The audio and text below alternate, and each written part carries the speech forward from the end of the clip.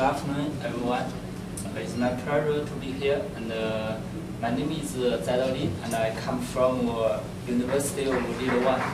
And the title of my presentation is Damage Investigation in A390 Aluminum Alloy by Digital Image Correlation during the in-situ tensor test. Okay, firstly, my presentation will be divided into the following parts. The first one, I will introduce the background of the research and the objective of my study. The second part, I will show the experimental which used in this study. And the next, I will show the result and some discussion of this research. And then I will give the conclusions. Firstly, as we know, the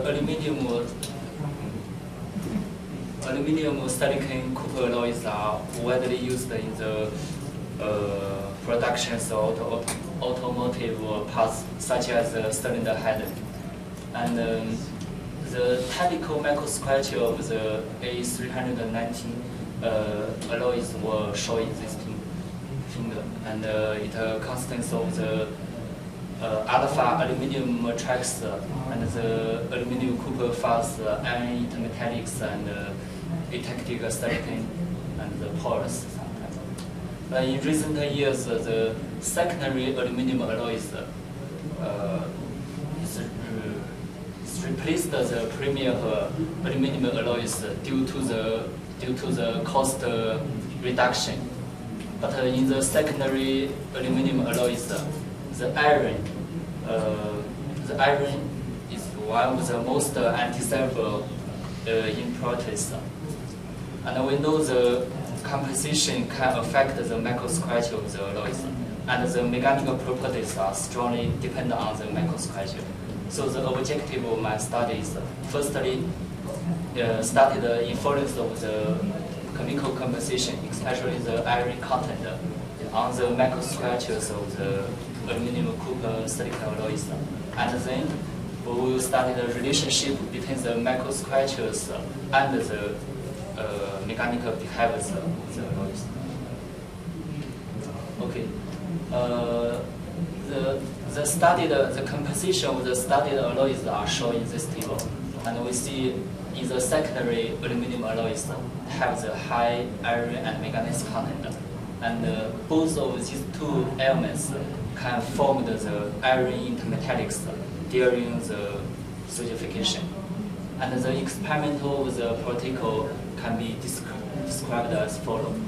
And firstly, the specimen like this is extracted from the casting parts, and a hole which in the center of the specimen was introduced, and it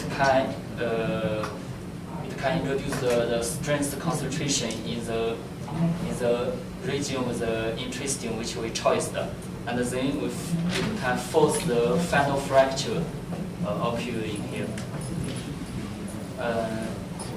Next, the microstructure characterization were performed on the surface of the specimen. And then, in order to obtain the field measurements, use the DSA analysis, the etching was performed on the surface of the specimen. And you can see after the etching, the images show large standard deviation of the grain level distribution.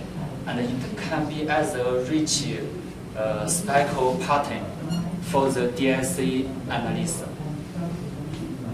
And then the in-situ 2D tensor test was performed using the Quastar long-distance microscope.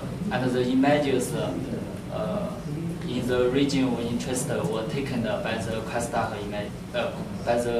long-distance microscope.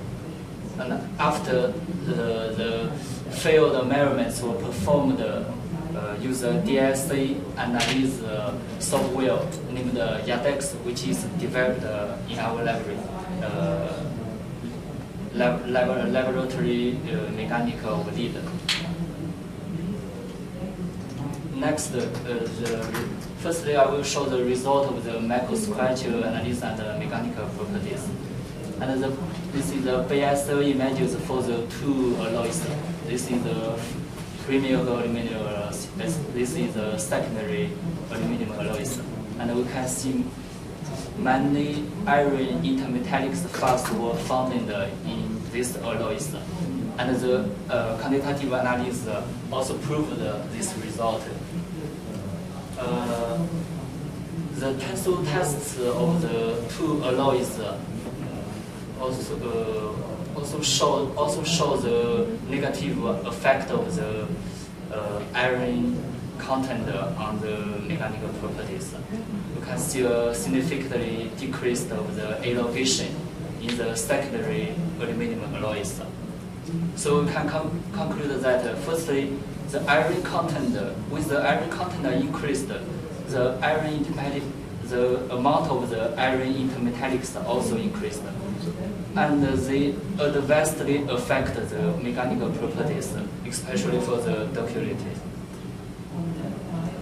And then the field measurements were performed on the two different alloys. You can see the strain localization can be observed at the early stage of the tensile tests, and it corresponding the microstructure of the alloys. But from the crystal images, we can see the many cracks, but we can't see clearly the strain localization corresponding to which microstructures. So next step, the fracture surface examination performed on the two alloys. We compared the strain field and the fracture surface, and we found that the high strain localization always corresponding to the final fracture, and the eutectic silicon is found at the crack path and the strain localization. We also found some secondary micro crack in the aluminum copper phase in the along the crack path. And this is for the high iron content alloys. The white lines means the fracture path, and the iron intermetallics were marked by the color cycle. And we found the good agreement between the crack final fracture and the high strain localization. And we also found the crack propagation are more prone to be at the iron intermetallics. But for the 2D observation, we can't know the real fracture, real damage mechanism on the whole fracture surface. So after we do this is the fracture surface of the specimen, and this is the hole in the center of the specimen. So after the ADS were performed on the surface of this area, which is in the region of the intestine. For the low iron alloys, we found the crack. Many progress follow the hard inclusions, such as aluminum copper and eutectic silicon. But for the high iron content, more iron intermetallics, which is marked in the blue, was found at the fracture surface. And after the composition between the amount of the hard inclusions at the fracture surface and the flat surface, here were performed for the two alloys. We found the result proved that the cracks prone to be follow the hard inclusions, and we also found more iron intermetallics were found in the fracture surface compared to the flat surface. So I will sum up the result. Firstly, the iron content can affect the amount of the iron intermetallics, and with the iron content increased, the larger amount of iron intermetallics adversely affect the mechanical properties. And secondly, is the official experimental protocol is the institute tensile test with the DSC to study the damage mechanism has been proved. And the third is we use the DSC analysis and the fractalographic analysis to study the damage mechanism of these alloys to conclude that the crack is nucleate and progate always at the eutectic silicon and aluminum copper fast and the iron metallics, which is in the area with a high strain concentration, such as the notch or the porous in the alloys. And then the iron plays a very important role on the crack propagations and the final fracture. Finally, I will say a few words about the properties. We know recently the lost form, the die casting is being replaced by the lost form casting due to the cost reduction.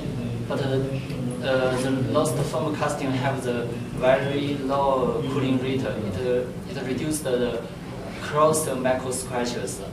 So the next step, we want to study the damage mechanism of the lost form casting aluminum copper silicon alloys and use the same experimental which I showed in this study. Okay, thanks.